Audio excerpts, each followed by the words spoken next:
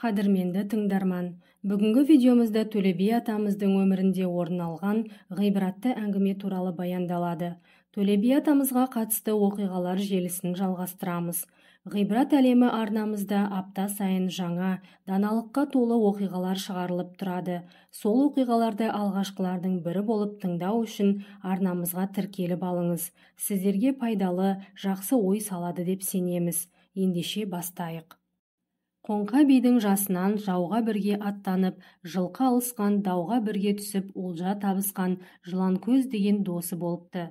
Екеуі екі ауылдың адамы болғанына қарамастан, бір анадан туғандай тату өсіпті. Қоңқа қартайып 70-тен асқан шағында: «Қой, мен сол досымды бір көріп қайтайын. Жасымда бірге жүрген жолдасым еді ғой, амандық есендік айтысайын.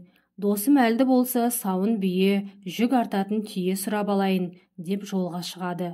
Жол үстінде бір бала кездеседі. Жөн сұраса, ол да Жыланкөздің ауылына бара жатыр екен. Олар жүріп келе жатып, сәске түс кезінде көп жылқыны көреді. Жылқының көптігі соншалық кіші бесінге дейін шетіне шыға алмайды. Сонда жолсерік бала: «Ата, мынау жылқы қандай байдың жылқысы болды екен, білесіз бе?» деп сұрайды. Оған Қоңқа би: «Қарағым, бұл Нысапсыз деген байдың жылқысы» дейді. «Нысапсыз деген қандай бай?» «Балам, айтайын. Нысапсыз деген осы малды жия берген, өсіре берген, көбейте берген. Бұл нашарға, кедейге қайырымы жоқ, ат майын бермейтін байдың малы». Екеуі одан әрі жүріп келе жатады. Кенет жалпақ далада жайқалып өсіп тұрған қалың егіннің үстінен түседі. «Ойпырмай ата, мынау қандай адамның егіні болды екен? Көз жауын алып жайқалып тұр ғой, мынау бір байдың егіні-ау» дейді бала. Шырағым, бұл Қайырсыз деген байдың егіні». «Қайырсыз деген бай ма? Қай ел болады ата?»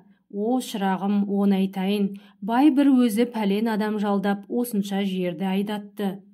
Арзанға жұмыс істетіп, еңбегін бір жеді. Енді егінді біреудің еңбегімен орып, қырманға салады. Бастырып, қамбаға құяды. Мұның бәрін өзі істемейді, біреуге істеттіреді. Сонан соң елде астық болмай қалған жылы қымбатқа сатады. Өзі жан қинамай үйде май шайнап жатады. Ендігі жылы тағы егеді. Енді 2 есе адам жалдайды. Жылдан жылға осылай кете береді. Одан жұртқа пайда жоқ. Ел ашыққанда қымбатқа сатады. Мұның қайырсыз болатын себебі осы. Түсініп ал балам?» «Түсіндім ата». Екеуі келе жатса, бір жерде көп адам жиналып көр қазып жатыр екен. «О, балам», дейді Қоңқа би, «анау жиналған топ адам кімдер? Көзің жетік қой, қарашы» дейді. Бала қарайды. «Ата, өлген адамды қойғалы көр қазып жатқан кісілер көрінеді».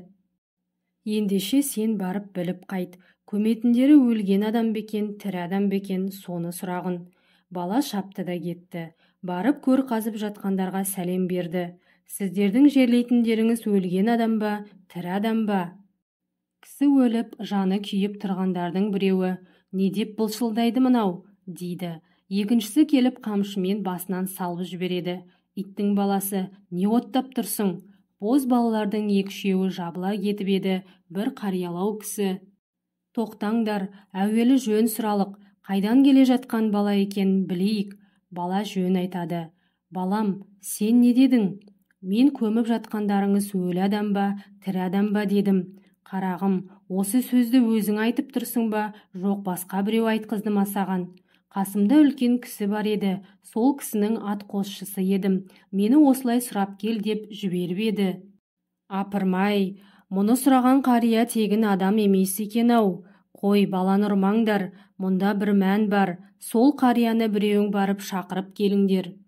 2 жігіт қуып жетіп, сәлем беріп: «Ақсақал, бір қадірлі адамымыз қайтыс болып, соны қойып жатыр едік. Ілгерінің жолы, өлікке Құран оқып жіберіңіз» дейді.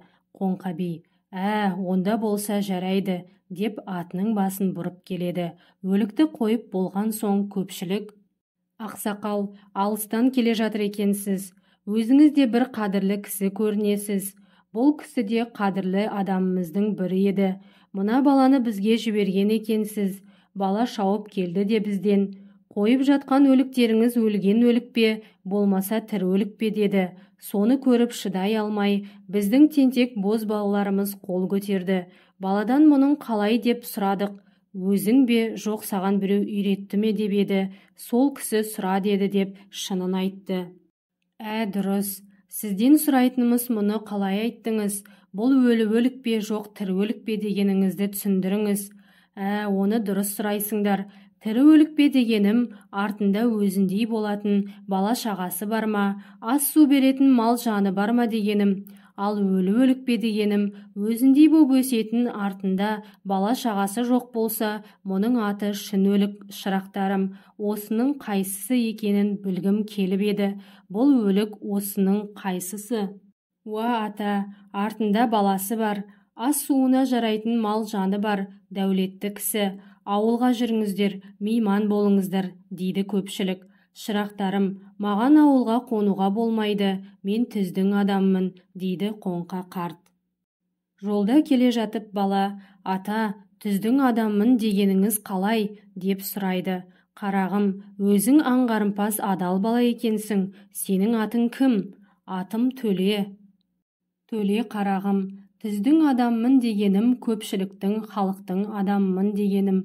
Бата берейін, сені түзде кездестіріп серік болдым. Мен секілді сенің де өмірің түзде өтсін, түздің адамы бол балам, деп бетін сипайды қарт.